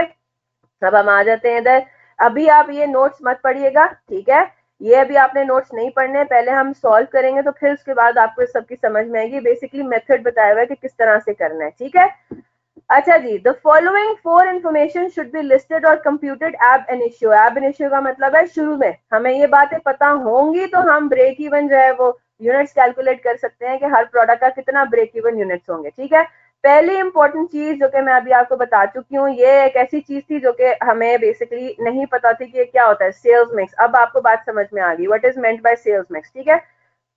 सेल्स मिक्स आपको पता होगा तो आप सवाल सॉल्व कर सकते हो, अदरवाइज नहीं। और ये नॉर्मली क्वेश्चन में या तो गिवन होता है या सफिशिएंट इन्फॉर्मेशन दी हुई होती है कि यू कैन कैलकुलेट इट। जैसे फॉर एग्जांपल आपको क्वेश्चन में ये बता दिया है कि हम जो है ना नॉर्मली, या पिछले साल फॉर एग्जांपल, पिछले साल हमारे एबीसी की सेल्स कितनी हुई है, 5000, 1333 और 1667। हाँ जी, अब बताएं, सॉल्व कर सकते हैं ना। ये कितना था, 3333 था, है ना। अब अगर आपको कहा जाए कि जी सेल्स मिक्स कैलकुलेट करें, तो you can calculate the sales mix, right. अगर आपको ये कहा जा रहा है कि जी लास्ट ईयर जो है, लास्ट ईयर आपके पास सेल्स इतनी थी, आपने इतने यूनिट्स जो है वो हर प्रोडक्ट के सेल किए है, और आपको ये कहा जा रहा है कि जी अब अगले साल भी आपका सेल्स मिक्स वही होगा जो पिछले साल था, तो sales mix is something that you can calculate here, और वो क्या निकलेगा, 5000 ओवर 10,000, ठीक है। या तो आप उसको डेसिमल्स में भी लेके जा सकते हैं, परसेंटेजेस भी कैलकुलेट कर सकते हैं। तो sales mix can be in the form of a ratio, it can be in the form of a percentage as well. तो अगर आपको चीजें सिंपल रखनी है तो आप क्या कैलकुलेट कर सकते हैं, आप सेल्स मिक्स परसेंटेज कैलकुलेट कर सकते हैं, जो कि क्या होगा, 50% is what, 50% is my product ए, ठीक है। कैसे कैलकुलेट किया, 3333 डिवाइडेड बाय 10,000। मेरा कितना परसेंट जो है वो प्रोडक्ट बी का है, 33% मेरा प्रोडक्ट बी का है, 5000 ओवर 10,000, 50% मेरा प्रोडक्ट ए का है, और जो रिमेनिंग है 1667 डिवाइडेड बाय 10,000, ये मेरे पास हो जाएगा प्रोडक्ट सी का। इज दैट क्लियर, ठीक है। तो मेरा सेल्स मिक्स मैं इस तरीके से भी कैलकुलेट कर सकती हूँ, और यही मैं आगे जाके अप्लाई करूंगी, ठीक है। बात समझ आ गई।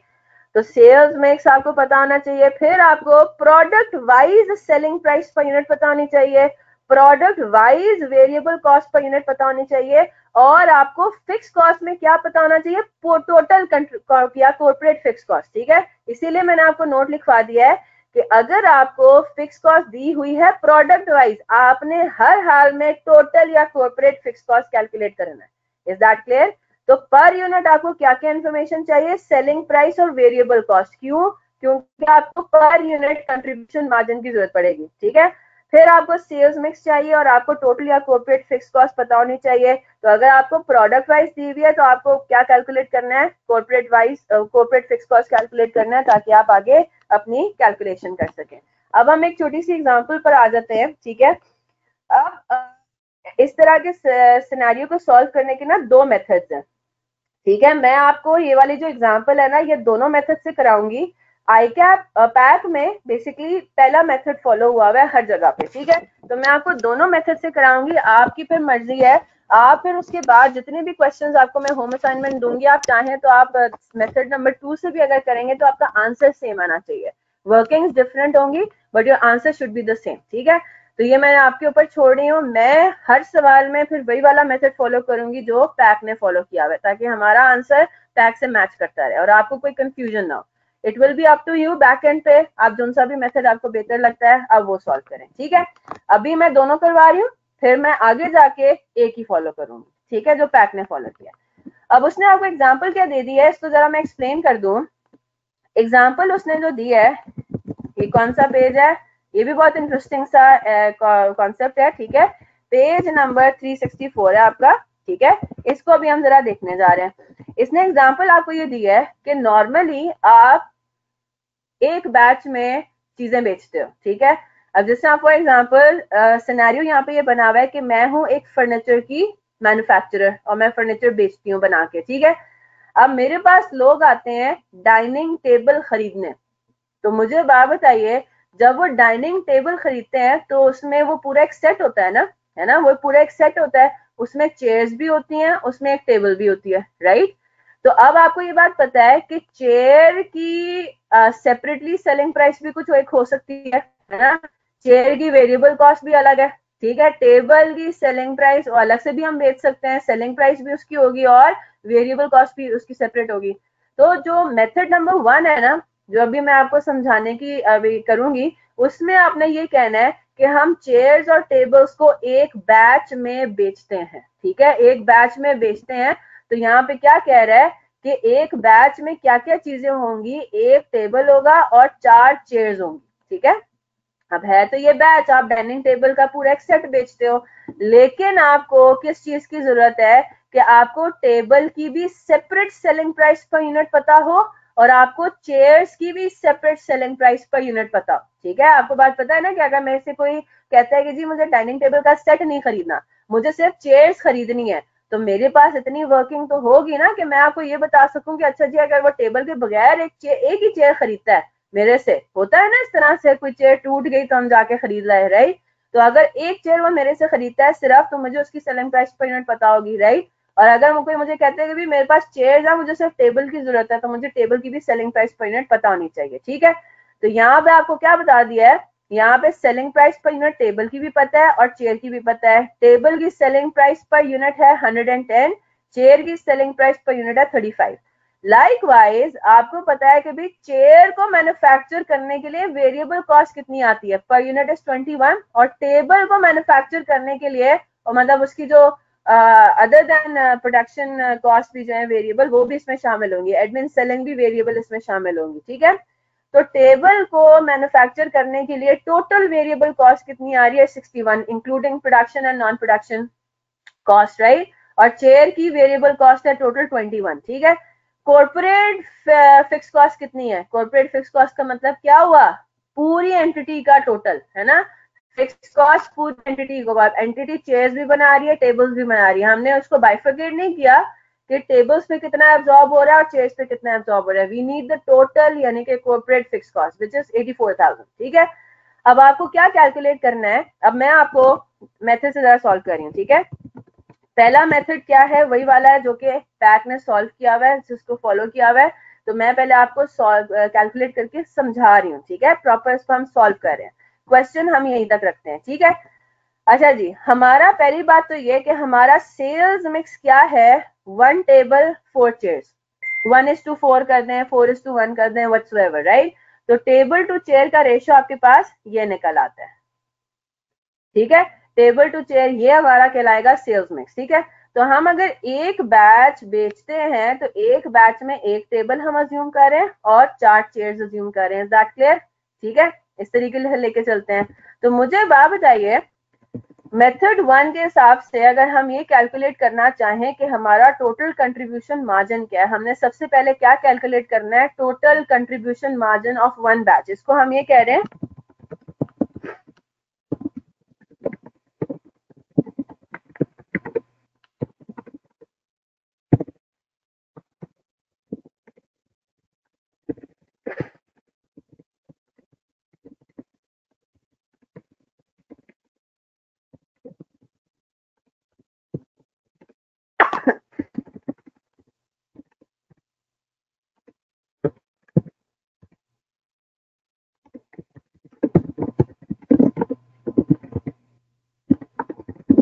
ठीक है, पहली बात तो ये, ठीक है, इसमें हम अज्यूम कर रहे हैं, इस तरह से हम बेसिकली वर्किंग कर रहे हैं। ठीक है, यहां तक बात क्लियर होगी।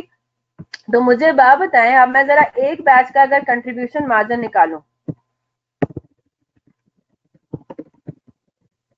ईच बैच का क्या सिनेरियो होगा, मेरी बात गौर से सुनिएगा, इधर देखें, हम जरा ना टेबुलर फॉर्म में जरा कर लेते हैं। ठीक है, टेबल्स, चेयर्स एंड टोटल, चलें जी।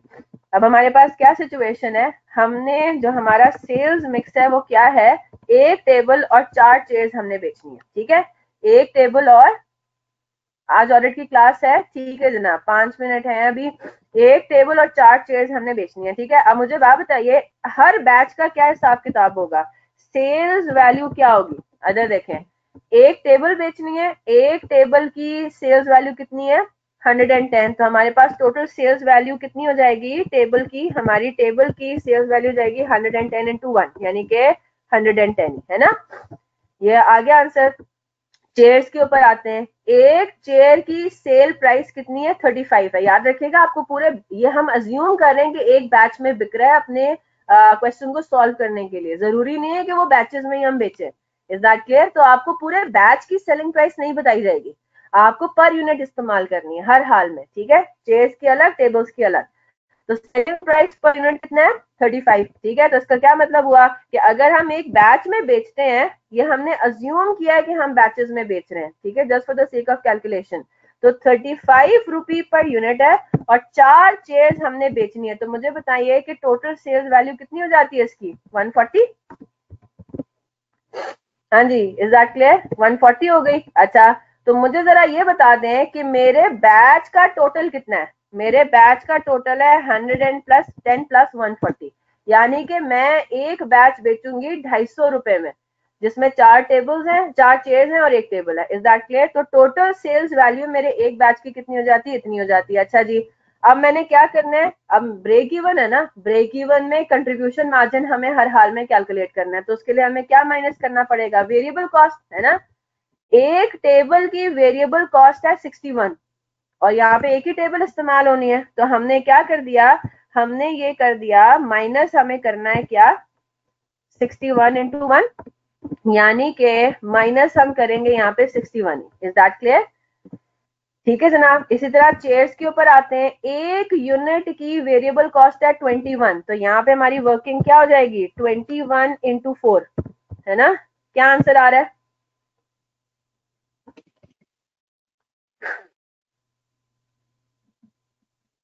84। ठीक है, चलें 84 हमने यहाँ से माइनस कर देना है, सेल्स में से माइनस करना है ना। मुझे टोटल भी बता दें, टोटल कितना है, 61 प्लस 84, 145। ठीक है, चले मैंने यहाँ पे टोटल भी लिख दिया। चले 250 में से 145 माइनस हो जाएगा। अब मेरे पास क्या आएगा, अब मैंने क्या लेना है, कंट्रीब्यूशन मार्जिन कैलकुलेट हो जाएगा अब आराम से तीनों कैटेगरीज के अंदर, है ना। 110 माइनस 61, टोटल मैंने ले लिया, ये मेरे पास आ रहा है 49। ये कितना आएगा, 140 माइनस 84, ये मेरे पास आएगा 56। और ये भी मैं कर सकती हूँ 250 माइनस 145, यानी कि 105। यहाँ तक बात क्लियर होगी। या तो आप टोटल का कॉलम करें ही ना, ठीक है, आपको बस मेन चीज क्या चाहिए, आपको टोटल कंट्रीब्यूशन मार्जिन 105 रुपए से अब आपने काम करना है। ठीक है, अब हम आगे चलते हैं इसको।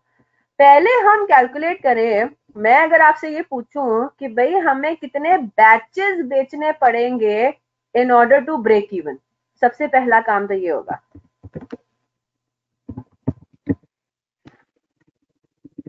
ठीक है, पहला काम ये होगा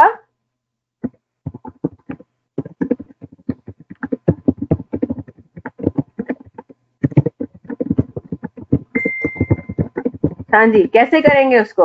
हमारे पास टोटल फिक्स कॉस्ट कितनी है? टोटल फिक्स कॉस्ट है 84,000। ठीक है, मैं अगर आपसे ये पूछूं कि कितने बैचेस हमें बेचने पड़ेंगे, यानी कि कॉम्बिनेशन, अब एक कॉम्बिनेशन का कंट्रीब्यूशन मार्जिन कितना है?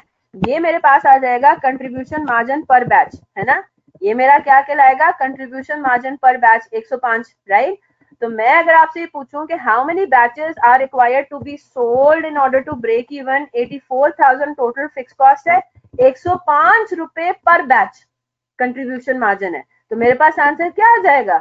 नंबर ऑफ बैचेस आ जाएंगे। Is that clear? 84,000 divided by 105। Is that clear?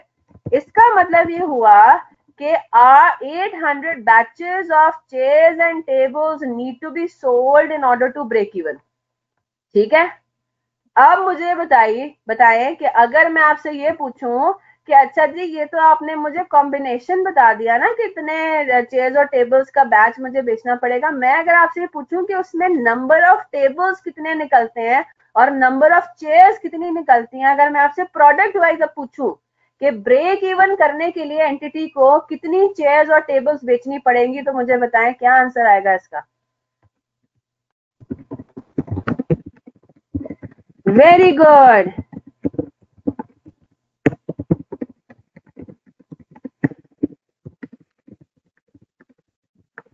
हाँ जी, अब मैं क्या कहूंगी, अब मैं अगर उसको ब्रेक करना चाहूं तो देखें, इधर आए, 800 बैचेस मुझे बेचने हैं ना, हर बैच में एक टेबल होगी, यस और नो? तो कितनी टेबल्स हो गई? 800 टेबल्स। ठीक है, इसी तरह से चेयर्स के ऊपर आते हैं, मुझे 800 बैचेस बेचने in order to break even, और हर बैच में 4 टेबल्स होंगी, तो इसका मतलब है मेरे पास क्या आंसर आ गया? 800 इंटू 4 यानी कि 3200 चेयर्स। Is that clear? ये मेरा आंसर आ गया। How many chairs and tables need to be sold to break even? तो अगर मैं आपको ये कहूं कि अगर मैं बैचेस में नहीं भी बेचती, मेरा टारगेट ये होगा। ठीक है, मेरा टारगेट क्या होना चाहिए? मेरा टारगेट ये होगा कि अगर फॉर एग्जांपल मैं टेबल्स को अलग बेचती हूँ, चेयर्स को अलग बेचती हूँ, मैं डाइनिंग सेट बना के भी नहीं बेचती, तो मुझे ये बात पता लग गई कि जी मुझे 800 टेबल्स बेचनी है और 3200 चेयर्स बेचनी है। क्यों? क्योंकि मेरा जो नॉर्मली जो सेल्स होती है ना, वो मेरा सेल्स मिक्स क्या है कि मेरी एक टेबल बिकती है और 4 चेयर्स बिकती हैं। ये मेरा रेशियो बन गया इनका कि ऑन एन एवरेज मैं चेयर्स जो बेचती हूँ ना, वो 4 टाइम्स बेचती हूँ टेबल्स के कंपेयर्ड। बात समझ आ गई? तो 1:4 एक्चुअली मेरा बैच का रेशियो नहीं है, ये मेरा सेल्स मिक्स है, टोटल सेल्स मिक्स है, कि मैं जो टोटल सेल्स करती हूँ ना, टेबल्स की जो सेल्स होती है वो 1/4 होती है। नंबर ऑफ यूनिट्स में मैं बात कर रही हूँ। ठीक है, नंबर ऑफ यूनिट्स में बात कर रही हूँ। सेल्स मिक्स जो है वो आपका नंबर ऑफ यूनिट्स में होता है। ठीक है, बताया जाएगा नॉर्मली आपको कि सेल्स मिक्स आपको अमाउंट इन रेवेन्यू का है या यूनिट्स का है, तो यहाँ पे इन्होंने आपको यूनिट्स बताई हुई है, एक टेबल और 4 chairs. Is that clear?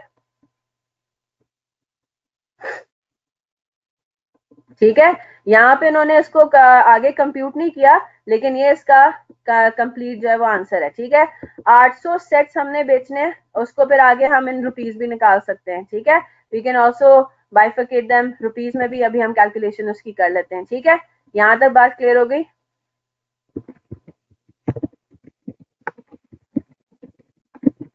Total break even sales क्या होंगी? टोटल ब्रेक इवन सेल्स के लिए आपको क्या चाहिए? Fix cost over CS ratio. ठीक है, टोटल ब्रेक इवन सेल्स निकालनी है, पहले हम टोटल निकालेंगे, फिर उनको टेबल्स और चेयर्स में बाइफिकेट करेंगे। क्लियर होगी बात? तो मैं अब आपसे पूछ रही हूँ कि टोटल ब्रेक इवन सेल्स क्या है, तो सबसे पहले हमें निकालना है CS ratio for the entity.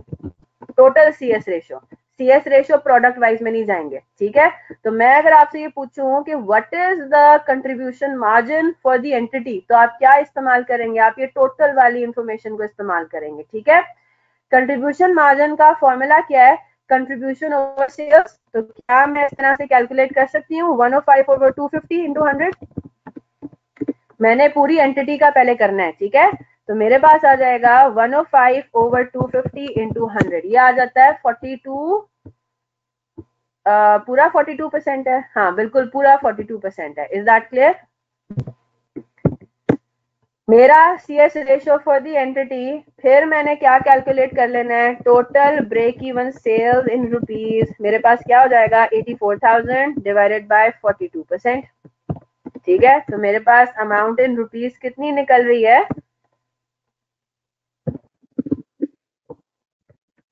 195 नहीं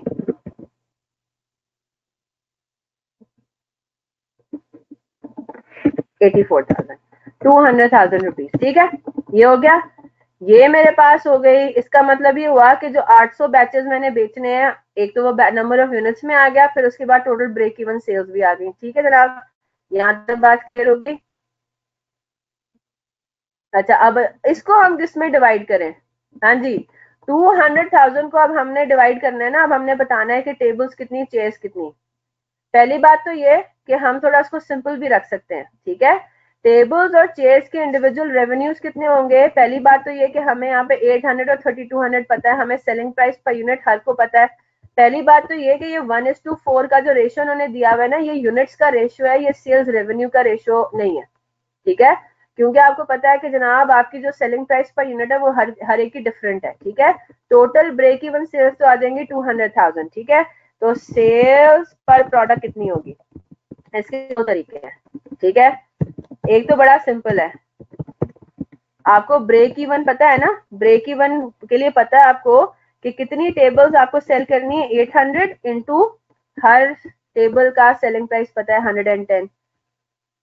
ठीक है जी, बिल्कुल। एक सेकेंड, मैं आपको इस तरीके से भी बता दूं। लेट मी जस्ट सी कैसे आंसर सेम आना तो चाहिए।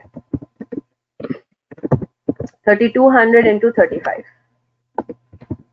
जरा कैलकुलेट करें, टोटल आंसर 200,000 ही आ रहा है ना।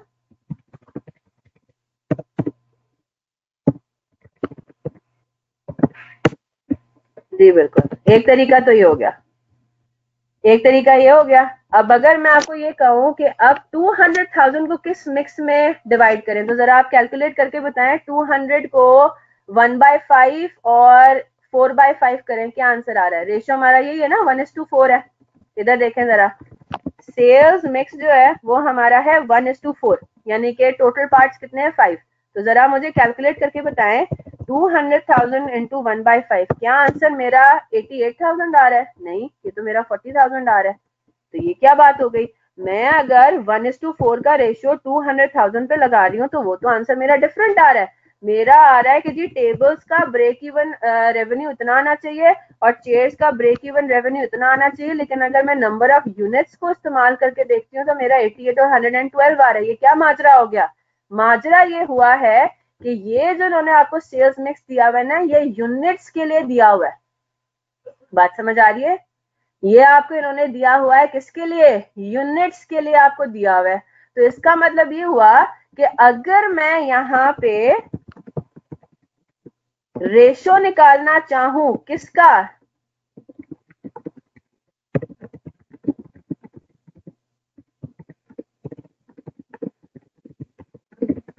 It will be definitely be different. क्यों डिफरेंट होगा, वो इसलिए डिफरेंट होगा क्योंकि हमारा selling price per unit different है। ठीक है, बात समझ आ रही है। Sales mix for sales revenue in rupees will be different. कैसे कैलकुलेट कर सकते हैं हम लोग सेल्स मिक्स फॉर, खैर उसमें हमें वैसे जाने की जरूरत नहीं है, इतनी कैलकुलेशन इतना ज्यादा उसको घुस के करना, सॉल्व करना, वो एक्स्ट्रा वर्किंग हो जाएगी। कोई चाहता है कि मैं आपको बता दूं कि किस तरह से सेल्स मिक्स कैलकुलेट करेंगे फॉर रेवेन्यू, तो वो डिफरेंट हो जाएगा, वो मुझे बता सकते हैं, लेकिन उसमें अभी भी हमें जाने की जरूरत नहीं है। क्लियर हो गई बात। पॉइंट ये था कि 200,000 को आपने 1:4 के रेशो में डिवाइड नहीं करना, क्योंकि 1:4 का रेशो किसके लिए दिया हुआ है, एक टेबल और 4 चेयर्स, रुपीज में तो नहीं दिया हुआ ना, है ना। आपको ये नहीं बताया हुआ कि जो सेल्स मिक्स है ये रुपीज में, अगर हम अमाउंट्स का सेल्स मिक्स इस्तेमाल करके सेल्स मिक्स कैलकुलेट करें तो वो क्या होगा। हाँ जी, अब्दुल्ला ने थोड़ी सी वर्किंग की है, 110/250 एंड 140/250, बिल्कुल ठीक, बिल्कुल यही है। जरा मुझे इसको फ्रैक्शंस में बताएं कितना है, चले परसेंटेज में भी कर सकते हैं वैसे, 44% है ना, बिल्कुल ठीक। तो 200,000 का 44%, 88, बिल्कुल 44 और 56। चाहे तो आप कैलकुलेट कर लें इसको। किस तरीके से होगा? Sales mix for sales revenue क्या होगा? द पॉइंट इज, बात समझ आ रही है? टेबल्स का क्या होगा? सेल्स मिक्स वो होगा 110 ओवर 250 इंटू 100, परसेंटेज में कर लें, ठीक है, यानी कि ये हो जाएगा 44%, ठीक है। और दूसरा आपके पास है चेयर्स का, ये मैंने कहां से फिगर उठाई है? ये मैंने यहां से फिगर उठाई है, इधर देखें, ठीक है। मैं 1:4 को अगर रुपीज में कन्वर्ट करती हूँ, ठीक है, अगर मैं 1:4 को रुपीज में कन्वर्ट करती हूँ तो मेरा ये बनता है 110 और 140 बनता है। तो मैंने 110 और 140 का अगर आपस में रेशियो कैलकुलेट करना है तो 110 ओवर 250 और 140 ओवर 250। Is that clear? तो आपको ये बात अब समझ में आ गई, क्या बात समझ में आई? कि sales mix for units is different and sales mix for sales revenue is different. Is that clear? तो क्वेश्चन आपने बहुत ध्यान से पढ़ना है कि इन्होंने आपको सेल्स मिक्स किसका दिया हुआ है। नॉर्मली आप देखोगे कि रेशियो जो आपको दिया होता है वो यूनिट्स का दिया होता है। Is that clear?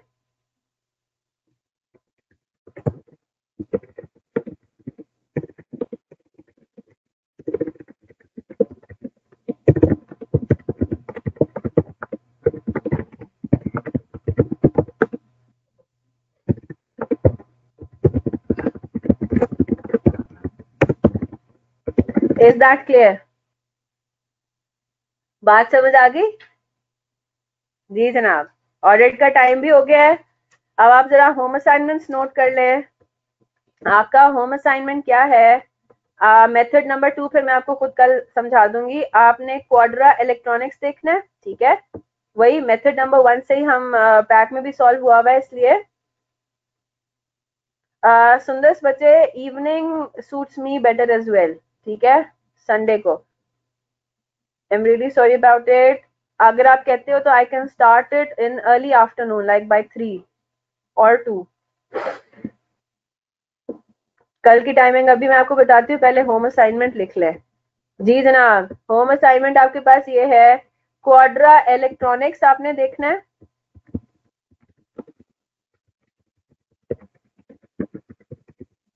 मैं बता रही हूँ, ये आपका है पेज नंबर 364, ठीक है, एक ये हो गया। एक है आपका प्रैक्टिस क्वेश्चन नंबर 4 और दूसरा है प्रैक्टिस क्वेश्चन नंबर 8, ठीक है। अच्छा सुंदर, लेट्स डिस्कस ऑन दिस, ठीक है। Practice question number 4 and practice question number 8, ये दोनों आपके सिंपल ब्रेक इवन के क्वेश्चंस हैं, ये आपने अटेम्प्ट करने हैं, ठीक है। प्रैक्टिस क्वेश्चंस आपके पास टोटल 40 हैं पैक हैंडबुक में, तो जैसे तो सारे तो मैंने नहीं कराने ना, ठीक है। जो अच्छे वाले हैं, जो मुझे लगता है कि मुझे जरूरत है वो कराने की, प्रैक्टिस क्वेश्चन नंबर 4 और 8, एक ये हो गया, और क्वाड्रा इलेक्ट्रॉनिक्स आपने देखना है इसका। कल की क्लास का let's vote on it, how many of you want it to start at 2 और how many of you want to start it at 11?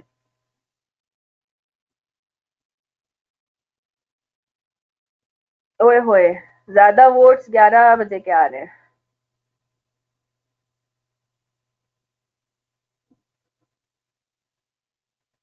ज्यादा वोट्स 11 के आ रहे हैं। हम 12 कर सकते हैं, 12 कर लें जिनको अगर है कि, ओहो अनस कौन सा पेपर है आपका, कितने बजे तक है? और मसला ये कि कल फौरन से अपलोड भी नहीं होगी रिकॉर्डिंग। अच्छा, how many of you want कि भाई हम अनस को अकोमोडेट कर लें? अनस कह रहे हैं कि 4 से 5 बजे तक रख लें क्योंकि उनका कल पेपर है। तो अगर किसी को कोई प्रॉब्लम नहीं है, ठीक है, अगर किसी को कोई इश्यू नहीं है और वो वैसे ही कह रहे हैं कि जी 11 बजे स्टार्ट कर लें, तो let's accommodate Anas in that, right? Anas का एक जेन्युइन रीजन है, क्या ख्याल है? 4 to 5 इज ओके, ठीक है। तो 4 से 5 बजे तक आप फिर दूसरा कुछ पढ़ लीजिएगा, ठीक है। Do not waste your time सुंदर, ठीक है जनाब। ये मत आप कहें कि जी वो लगता है कि जी पूरा जो है वो दिन हमारा गुजर गया। सुबह जल्दी उठे, 4 बजे कर लेते हैं, 4 बजे कर लेते हैं 5 के बजाय, ठीक है। 4 बजे कर लेते हैं, 2 घंटे की हमारी क्लास होगी, उसमें हम इंशाल्लाह ब्रेक इवन को जो है वो खत्म करना है, ठीक है। 4 बजे इसका मतलब है असर पढ़ के सारे आ जाए, ठीक है। मेरे ख्याल से 4 बजे तक असर का टाइम भी स्टार्ट हो जाता है, काफी जगहों पे तो अजानें हो जाती हैं, राइट। तो असर की नमाज पढ़ के हम आएंगे और मगरिब तक रखेंगे या मगरिब के बाद तक। मगरिब अगर आप लोग जमात मिस हो जाए तो प्लीज घर पे जरूर पढ़ लीजिएगा, हो सकता है जमात के लिए मैं टाइम ना दूं, ठीक है, चीजों को रैप अप करने के लिए। जो प्रैक्टिस क्वेश्चंस, नहीं नहीं नहीं ऐसी बात नहीं है, प्रैक्टिस क्वेश्चंस हर प्रैक्टिस क्वेश्चन इंपॉर्टेंट है। हो सकता है बाकी किसी प्रैक्टिस क्वेश्चन में आपको और कोई कॉन्सेप्ट क्लियर हो जाए, ठीक है। तो ऐसी बात नहीं है कि सिर्फ वही प्रैक्टिस क्वेश्चंस करें जो मैं करवाती हूँ, आपने सारे अटेम्प्ट करने हैं। आज क्लास इंशाल्लाह 4 बजे है, ठीक है। जी जनाब, बिल्कुल जाइए। मैम को मेरे से सलाम दीजिएगा। अगर कोई सवाल नहीं है तो फिर इजाजत दें मुझे। चले जी, इंशाल्लाह 4 बजे मुलाकात होती है कुछ स्टूडेंट से, कुछ स्टूडेंट से इंशाल्लाह कल ही मुलाकात होगी। Till then take care of yourself, दुआ में याद रखिएगा। अल्लाह हाफिज।